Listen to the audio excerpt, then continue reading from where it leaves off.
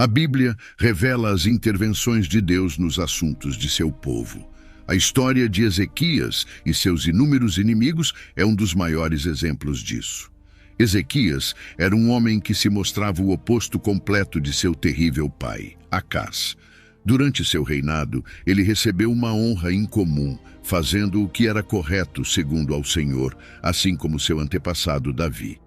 No terceiro ano do reinado de Oséias, filho de Elá, rei de Israel, Ezequias, filho de Acás, rei de Judá, começou a reinar.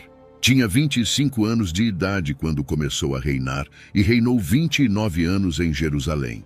Sua mãe chamava-se Abi, filha de Zacarias. Ezequias fez o que o Senhor aprova, conforme tinha feito Davi, seu predecessor, segundo Reis, capítulo 18, versículos 1 a 3. Ezequias foi um dos raros que eliminou os altares e ídolos, lugares altos, e destruiu os postes de adoração a Será. Além disso, ele reduziu a nada a serpente de bronze criada por Moisés séculos antes, conhecida como Neustã, que significa coisa de bronze, conforme Números capítulo 20, versículos 8 a 9. Disse o Senhor a Moisés: faça uma serpente venenosa e coloque-a num poste. Quem for mordido e olhar para ela, viverá. Então Moisés fez uma serpente de bronze e a colocou num poste. Quando alguém era mordido por uma cobra e olhava para a serpente de bronze, permanecia vivo. Que pena que este objeto que Deus havia usado para libertar seu povo tenha se tornado uma fonte de adoração. Por essas e outras razões, Ezequias foi considerado um rei à parte dos demais de Judá por sua fidelidade nos mandamentos de Deus. Segundo Reis, capítulo 18, versículos 4 a 5. Ele removeu os altos lugares de adoração pagã, destruiu as imagens e as colunas sagradas de pedra, cortou os postes da deusa Azerá e também esmagou em pedaços a serpente de bronze feita por Moisés, pois até aquela época os israelitas queimavam incenso para ela e a chamavam de Neustã, uma escultura de bronze. Ezequias depositou sua confiança e fé no Senhor, o Deus de Israel. De modo que depois dele não houve igual entre todos os reis de Judá, nem entre os que o precederam. Depois de ler sobre a infidelidade e as ações atrozes de muitos reis de Israel e Judá, o rei Ezequias é um sopro de ar fresco. Ele prosperou por onde quer que fosse, pois o Senhor estava com ele, segundo Reis, capítulo 18, versículos 2 a 16. O Senhor estava com Ezequias, e ele prosperava por onde quer que fosse. Ele se rebelou contra o rei da Síria e se recusou a servi-lo. Derrotou os filisteus, até mesmo os cercou, incluindo o seu território, desde as torres de vigia isoladas até as cidades fortificadas e populosas. Agora, no quarto ano do reinado do rei Ezequias e no sétimo ano de Oséias, filho de Elá, rei de Israel, Salavner, rei da Síria, subiu contra Samaria e a cercou. Ao fim de 3 anos, a tomaram no 6º ano do reinado de Ezequias e no 9º ano do reinado de Oséias, rei de Israel. Samaria foi tomada. Então o rei da Síria levou Israel em exílio para a Síria e os estabeleceu em Alá e no rio de Gozã e nas cidades dos Medos, porque não deram ouvidos à voz do Senhor seu Deus, mas quebraram a sua aliança. Tudo o que Moisés, o servo do Senhor, tinha ordenado, não o fizeram. No 14º ano do reinado do rei Ezequias, Senaqueribe, rei da Síria, subiu contra todas as cidades fortificadas de Judá e as tomou. Ezequias, rei de Judá, enviou mensagem ao rei da Síria em Laquis, dizendo: pequei, retire-se de mim, e o que me impuseres, suportarei. O rei da Síria lhe impôs uma multa de 300 talentos de prata e 30 talentos de ouro. Portanto, Ezequias deu a todo o dinheiro que se encontrava no templo do Senhor e nos tesouros do palácio real. Além disso, ele até despiu os revestimentos do templo do Senhor, que ele mesmo tinha feito, e deu-os ao rei da Síria. Senaqueribe, o conquistador de Israel, era o rei assírio que Ezequias enfrentaria. Infelizmente, para ajudar as coisas, não saíram como planejado. Senaqueribe atacou e conquistou todas as cidades fortificadas de Judá, deixando apenas Jerusalém. Nesse momento, Ezequias pode ter concluído que havia calculado terrivelmente mal a situação. Ele admitiu a Senaqueribe que cometeu um erro e ofereceu um resgate para evitar que seu povo sofresse o mesmo destino de Israel. A demanda era enorme e Ezequias enviou todo o prata e ouro que pode encontrar, até mesmo saqueando o ouro do templo. No entanto, as coisas estavam prestes a piorar. Deus cercaria os assírios em torno de Jerusalém para testar a fé de Ezequias e demonstrar seu próprio grandioso poder ao seu povo. Suficiente, ou talvez estivesse procurando um motivo para atacar Jerusalém e completar sua conquista de Judá. De qualquer forma, porque o rei assírio enviou uma delegação e um exército enorme a Jerusalém para exigir a rendição da cidade. Então, o rei da Síria enviou o Tarã, o Rabissaris e o Rabishaquer, seus altos oficiais, com um grande exército de Laques ao rei Ezequias em Jerusalém. Eles subiram e chegaram a Jerusalém, e quando subiram e chegaram, pararam junto ao aqueduto do açude superior, que está no caminho do campo do oleiro. Quando chamaram pelo rei, ele, a quem filho de Ilquias, estava a cargo do palácio real, e o escrivão Sédna e Joaquim, o secretário, saíram para encontrá-los. Eles queriam entregar pessoalmente a mensagem ao rei, mas tiveram que se contentar em falar com a delegação de Ezequias. Então o Rabishaquer disse a eles: "Um grande rei, o rei da Síria, qual é a razão desta confiança que você tem?" Você diz: "Mas são apenas palavras vazias. Tenho conselhos e forças para a guerra. Em quem você confia? Então, para que você tem se rebelado contra mim? Agora prestem atenção, vocês estão confiando no Egito, nesse cajado de junco esmagado. Se um homem se apoiar nele, ele só entrará em sua mão e a perfurará. Assim é o faraó, rei do Egito, para todos que confiam e se apoiam nele.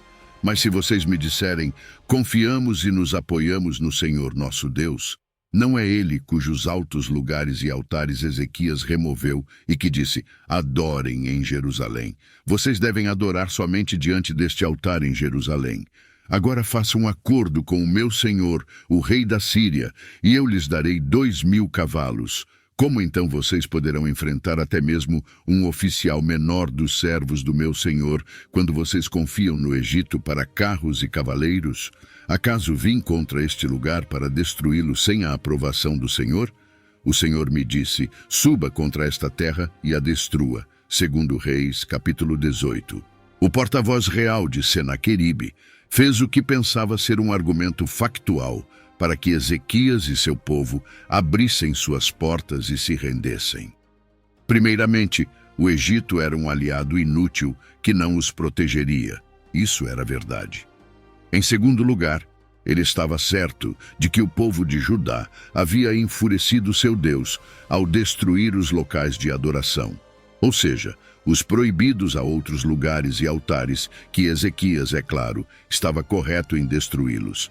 No entanto, até mesmo os apoiadores do rei provavelmente questionariam as ações do rei, diante do que estava acontecendo. Em terceiro lugar, o porta-voz de Senaqueribe lembrou-lhes que o exército de Judá era muito fraco para repelir o exército assírio, dado o esforço de Ezequias em pagar tributo à Síria.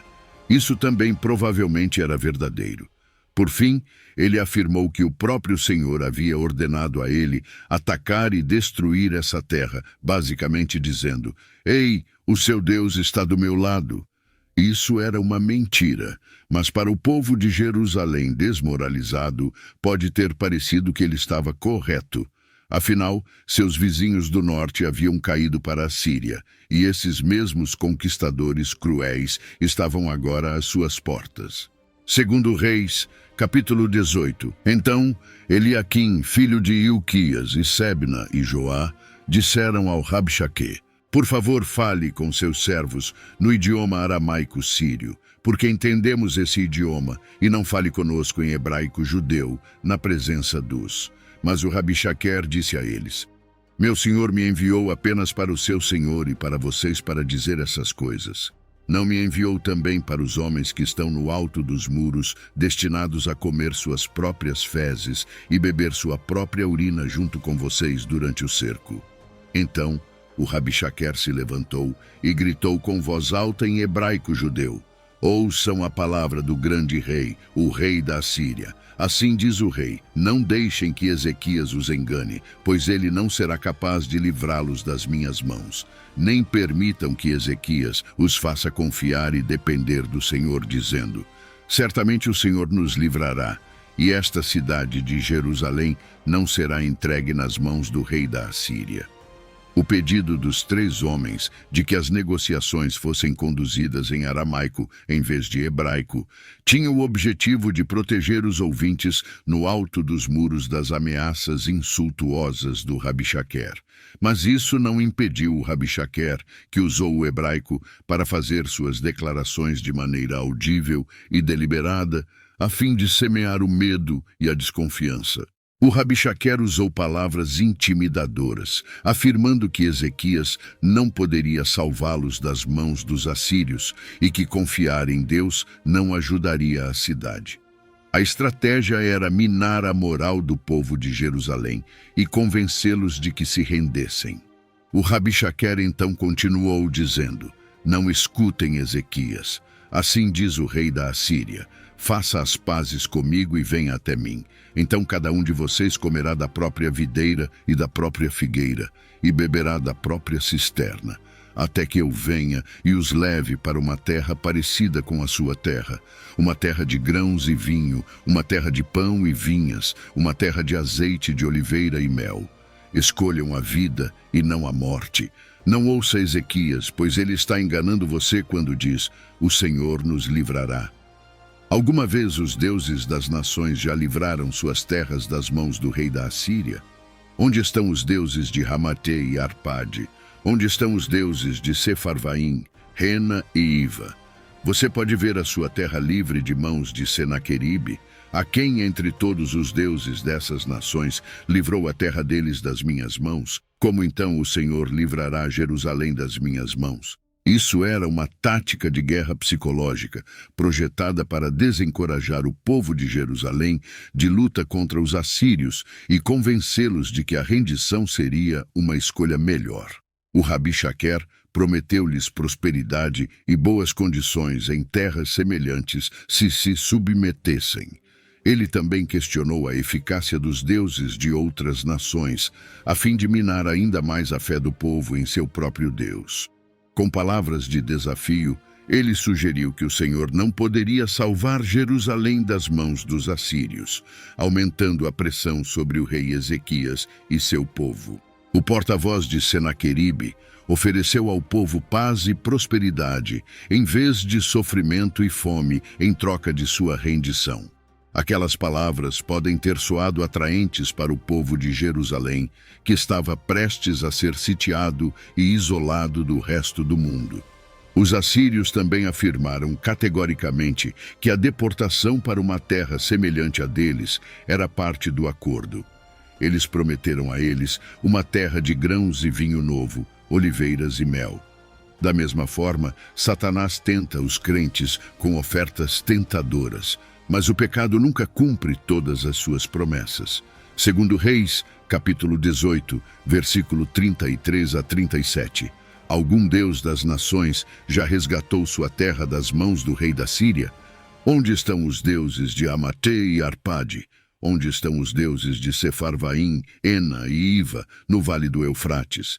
Eles resgataram Samaria das minhas mãos. Qual de todos os deuses das terras resgatou suas terras das minhas mãos, para que o Senhor resgatasse Jerusalém das minhas mãos? Mas o povo permaneceu em silêncio e não lhe respondeu, pois o rei havia ordenado: não respondam a ele.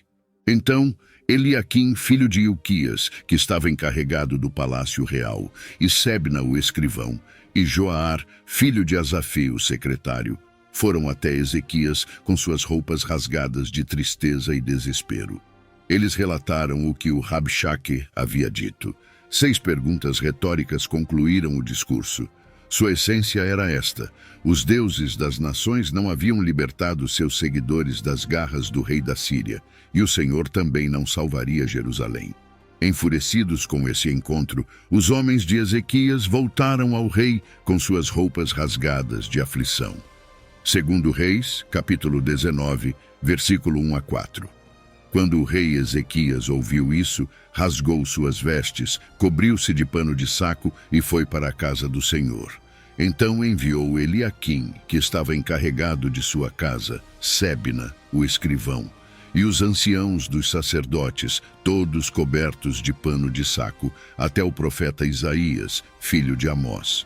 Eles disseram a ele: assim diz Ezequias: este é um dia de angústia e ansiedade, de punição e humilhação, pois chegou a hora de as crianças nascerem, mas não há força para salvá-las. Talvez o Senhor, o seu Deus, ouça todas as palavras do Rabshaque, a quem o rei da Síria enviou para zombar e desafiar o Deus vivo, e repreenda as palavras que o Senhor, o seu Deus, ouviu. Portanto, faça uma oração pelo remanescente do seu povo que está em Judá. Quando o rei Ezequias ouviu o relato, fez o mesmo que seus homens fizeram. Rasgou suas vestes em luto. Ele deve ter se perguntado como uma reviravolta tão terrível dos eventos havia ocorrido. Afinal, ele havia sido obediente a Deus, havia renovado a adoração em Judá, havia seguido as instruções do Senhor. Ele havia prosperado anteriormente por causa da providência de Deus, mas Deus estava ensurdecedoramente em silêncio naquele momento. A história serve como um lembrete importante de que a fidelidade a Deus não o protege da adversidade. No entanto, ela prepara para enfrentar essas provações. Você estará melhor para lidar com os problemas e sofrimentos se viver sua vida com uma perspectiva divina, confiando nele nos momentos difíceis, tanto quanto nos bons. Você também terá a oportunidade de testemunhar Deus em ação. O rei Ezequias foi ao templo do Senhor para adorar, apesar da sua angústia. Além disso, ele fez algo que muitos de seus predecessores não fizeram. Enviou uma delegação vestida com pano de saco para buscar uma palavra do Senhor por meio do profeta Isaías. Eles explicaram a situação grave de Judá a Deus através de seu profeta e informaram que o líder assírio havia vindo para zombar do Deus vivo. Segundo Reis, capítulo 19, versículos 5 a 7. Então os servos do rei Ezequias vieram a Isaías. Isaías disse a eles: digam isto ao vosso Senhor, assim diz o Senhor. Não tenham medo por causa das palavras que ouviram, com as quais os servos do rei da Assíria me insultaram. Eis que eu colocarei um espírito nele para que ele ouça um rumor e retorne à sua própria terra, e farei com que ele caia pela espada em sua própria terra, pois Deus já sabia de tudo isso. Como resultado, ele deu para seus servos uma mensagem para Ezequias que começava com o comando: não tenham medo. Esse comando aparece frequentemente na Bíblia. É a maneira de Deus acalmar o seu povo, instilar confiança neles e assegurar-lhes que eu tenho tudo sob controle. Vocês podem confiar em mim. O Senhor não apenas ouvir as palavras blasfemas do lacaio do rei assírio, mas também planejara responder a elas. Em vez de derrotar Jerusalém, o rei Senaqueribe retornaria à sua própria terra e morreria pela espada. Segundo Reis, capítulo 18, versículos 8 a 13. Então o Rabshaque voltou e encontrou o rei da Assíria lutando contra Líbina, uma cidade fortificada de Judá, pois ele ouviu que o rei havia saído de Laquis. Quando o rei ouviu dizer sobre Tiraca, rei da Etiópia: eis que ele saiu para fazer guerra contra ti, enviou mensageiros novamente a Ezequias, dizendo: digam isto a Ezequias, rei de Judá: não deixe o seu Deus em quem você confia enganá-lo, dizendo: Jerusalém não será entregue nas mãos do rei da Assíria. Ouçam, vocês ouviram o que os reis da Assíria fizeram a todas as terras, destruindo-as por completo. Será que vocês serão poupados? Os deuses das nações que meus antepassados destruíram os salvaram? Goza, Hara da Mesopotâmia, Rezefe e os povos de Edém em Telassar, onde estão? Onde está o rei de Amate, o rei de Arpade da Síria do Norte, o rei da cidade de Sefarvaim, Ena e Iva?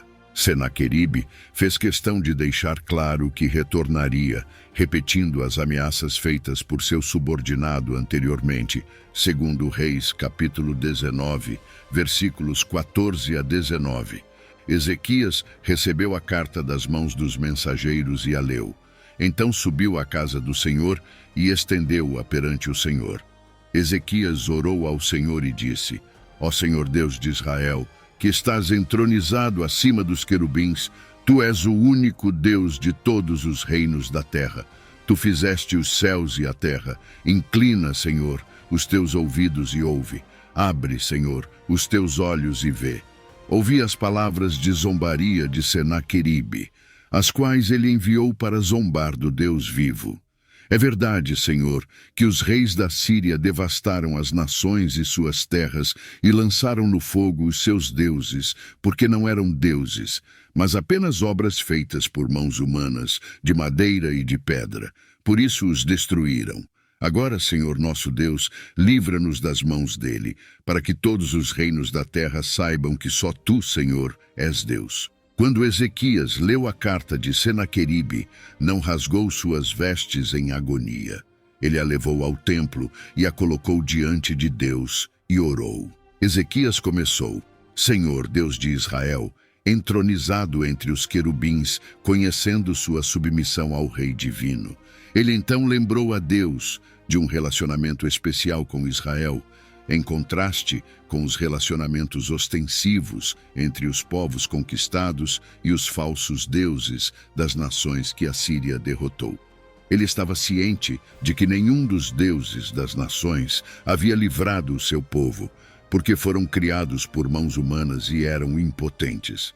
Mas o Senhor não é assim. Ele não é uma criação do homem, ele é o Criador do homem. Ele criou tanto os céus quanto a terra.